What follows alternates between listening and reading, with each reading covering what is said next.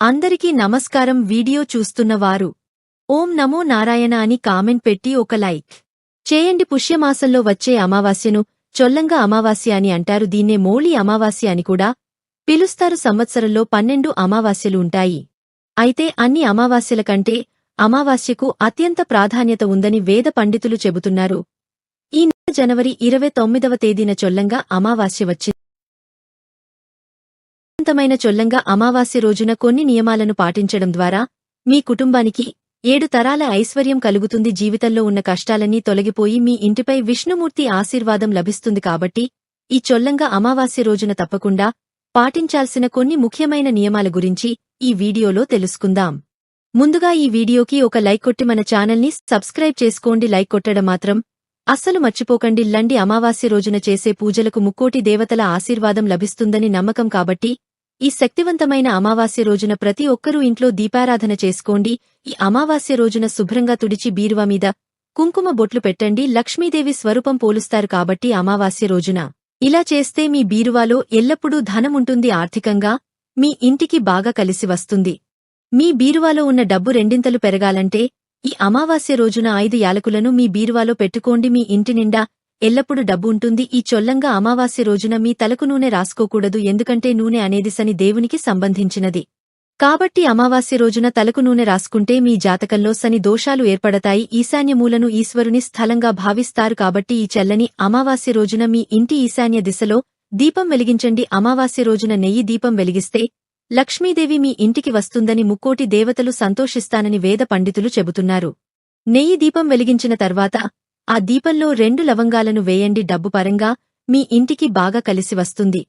కళ్ళు పూలు లక్ష్మీదేవి రూపంగా భావిస్తారు. కాబట్టి ఈ చొల్లంగా అమావాస్య రోజున ఉప్పునీటితో ఇల్లంతా శుభ్రం చేసుకోండి. ఇలా చేయడం ద్వారా మీ ఇంట్లో ఉన్న దరిద్ర దేవత బయటకు వెళ్లిపోయి మీ ఇంట్లోకి లక్ష్మీదేవి అడుగుపెడుతుంది.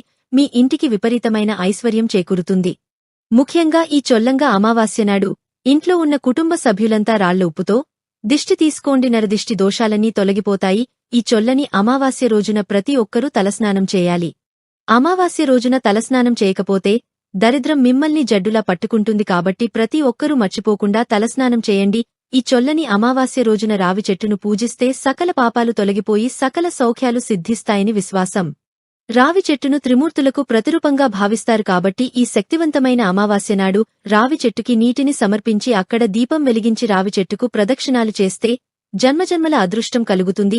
ఈ చొల్లంగా అమావాస్య రోజున రావి చెట్టును ముట్టుకుని నమస్కారం చేసుకుంటే సర్వపాపాలన్నీ నశించి మీ జాతకంలో విపరీతమైన అదృష్టం వరిస్తుంది. ముఖ్యంగా ఈ అమావాస్య నాడు ఇంటి ముందు ఉమ్మడికాయను కడితే చాలా మంచిది. గుమ్మడికాయను లక్ష్మీ రూపంగా భావిస్తారు. కాబట్టి ఏంటి ముందైతే గుమ్మడికాయ ఉంటుందో అలాంటి ఇళ్లల్లో మీదేవి అడుగుపెడుతుంది. గరుడ పురాణం ప్రకారం ఈ చల్లంగా అమావాస్య రోజున చనిపోయిన మన పూర్వీకులందరూ తమ వంశస్థులను కలిసేందుకు కాకి రూపంలో ఇంటి ముందుకు వస్తారట. కాబట్టి ఈ అమావాస్య రోజున మీ ఇంటి ముందుకు కాకులు వస్తే వాటికి ఆహారం పెట్టండి. మీ పూర్వీకులు సంతృప్తి చెందుతారు. అమావాస్య రోజున మధ్యాహ్న సమయంలో నిద్రపోకూడదు. అమావాస్య రోజున కొత్త పనులు ప్రారంభించకూడదు. ఎలాంటి శుభకార్యాలను చేయకూడదు.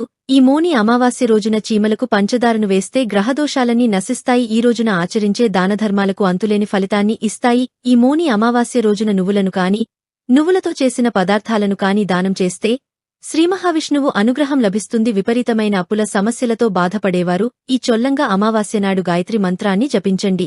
అమావాస్య రోజు సముద్ర స్నానం ఆచరిస్తే సకల దోషాలన్నీ నశిస్తాయి. అమావాస్య రోజున ఓం నమశివాయ అనే మంత్రాన్ని 108 సార్లు జపించండి. ఆ శివయ్య అనుగ్రహంతో మీ కుటుంబానికి మంచి జరుగుతుంది. అమావాస్య రోజున మీ పూర్వీకులను స్మరించుకుని సూర్య భగవానుడికి అధేయం సమర్పించాలి. ఒక రాగచెంబులో నీళ్లు పోసి అందులో ఎర్రటి పూలను కలిపి ఈ నీటితో సూర్యుడికి అర్ఘ్యం సమర్పిస్తే వంశపరంగా వస్తున్న దోషాలన్నీ తొలగిపోయి మీ 7 తరాల వారికి అంతులేని ఐశ్వర్యం సిద్ధిస్తుంది. ఈ వీడియో మీకు నచ్చితే లైక్ చేసి సబ్స్క్రైబ్ చేసుకోండి.